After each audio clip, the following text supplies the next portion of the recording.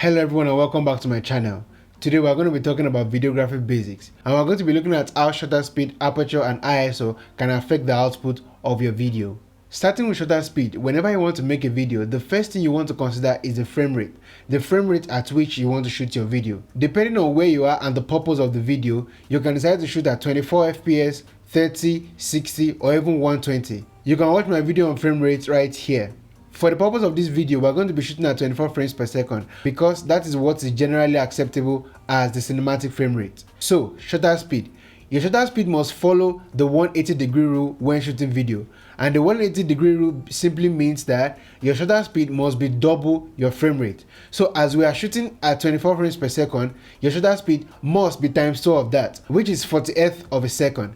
Now, most cameras do not have 40th of a second, so you have to select the shutter speed closest to 40th of a second, which in this case is 50th of a second. So if you are shooting 60 frames per second or 120 frames per second, you simply multiply your frame rate by 2 and that's going to give you the shutter speed to use. Now on most cinema cameras like the Red, the Arri, the Canon Cineline and even the Blackmagic Pocket Cineline and even some of the Panasonic hybrid cameras like the GH4 and the GH5, they have the option for you to select between shutter speed and shutter angle. On these cameras, you can simply set your shutter angle to 180 degrees and no matter the frame rate you are shooting at, a shutter angle of 180 degrees is going to work perfectly. For example, as I am shooting this in 24 frames per second, I just set my shutter speed to 1/8 of a second and you can see how weird things have become. So you don't want to do this. And likewise, you don't want to go very fast on your shutter speed. For example, look at the motion of my hand. You can see it's very unnatural and very trippy because currently I'm shooting at 1,000th of a second on a 24 frames per second video. And the reason for this is that there's a natural motion blur that our eye sees to keep things looking natural. So when you go too low on your shutter speed, the motion blur is so much it begins to look unnatural, and when you go so fast on your shutter speed, it's so fast and so jagged that your eyes cannot see that motion blur and things begin to look somehow. So you want to stick with the 180-degree rule for shutter speed whenever you are shooting your video. Number 2 is aperture. The aperture is basically how wide your lens is to let in more light or how close your lens is to let in less light, and aperture is measured in f-stops.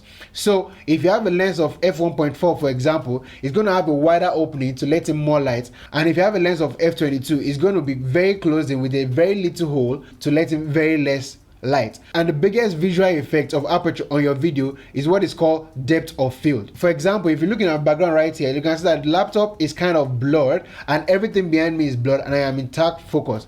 That's because I am shooting this video at f2.8. That is a considerably wide aperture, so it lets in a lot of light and gives me a lot of background blur. The more background blur or bokeh you want, the wider your aperture should be, f1.4, f1.8 or even f2.8. And the less background blur or bokeh you want, then the closer your aperture should be, so f5.6, f8, f11 and so on. And number 3 is ISO.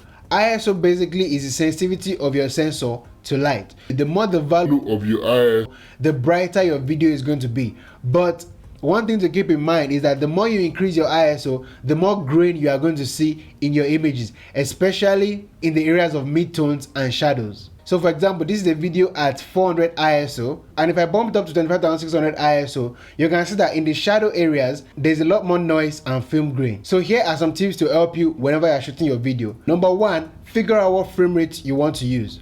Once you have figured out your frame rate, number 2, set your shutter speed to obey the 180-degree rule. Then decide, do you want more bokeh, which is background blur, or less bokeh in your video?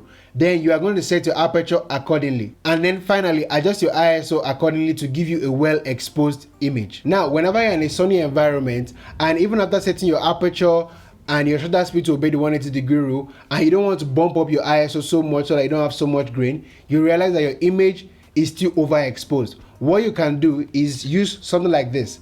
It's called an ND filter. It's like sunglasses for your camera. So basically it darkens the image or makes it brighter. So you can put this on your lens whenever you're outside after setting all your camera settings, and this will help you to further darken your image. I'll make a separate video about this sometimes in the future, so drop a comment if you're excited to see that. Also, if you're in a dimly lit environment and after setting your aperture as wide as possible to let in more light, and your shutter speed is obeying the 180-degree rule, and you don't want to again boost up your ISO so that you don't have so much noise and grain in your image, what you need to do is bring in more lights. I'm also going to make a separate video about lighting for a video, and that is coming very soon. So with a clear understanding of all this, you are ready to start shooting your videos in manual mode.